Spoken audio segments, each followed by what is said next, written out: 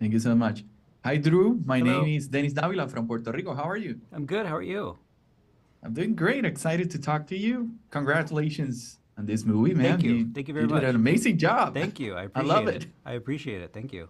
It's a it's a great start for movies Thank you. this year. So amazing. So this is like your first major movie, am I right? How did the experience of directing and writing Companion compare to your expectations going to it?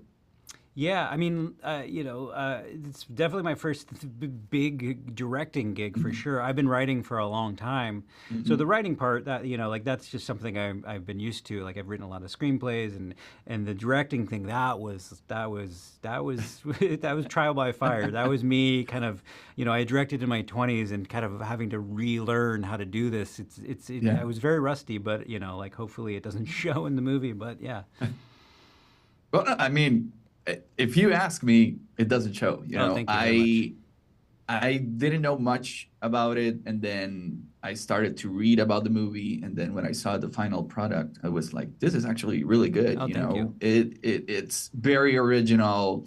How do you approach, creating a fresh take on AI and human interaction? Yeah, I originally started. I mean, the whole point of this script was coming from a place that I was, at a point in my career where I wasn't really getting the job opportunities that I wanted, and I love genre. Like I love genre. I love horror. I love thriller. I love sci-fi. That's the space I've always wanted to work in, but I wasn't being given those opportunities.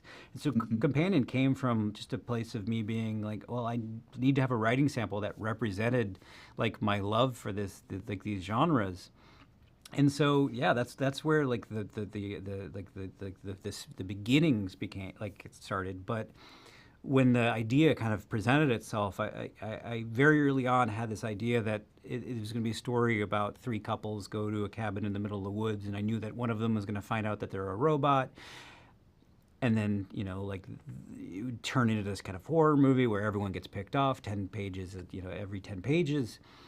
And my initial instinct was to make this, like this story of AI gone wrong. I thought that Iris was going to be the antagonist. I thought we'd see the story from the point of view of Josh, because that's just where your mind goes, right? But it wasn't Yeah. until I started writing it that I started to relate to Iris more, and it became very obvious early on that like the thing that could be fresh, like the thing that hasn't been seen before is like telling this story from the point of view of the robot, like, and the Yeah. exercise became like, can you make a character that's not human, like the most relatable character in a like in a story with filled with humans. Yeah. Yeah, and it worked. Jack and Sophie are great with their Yeah. performances.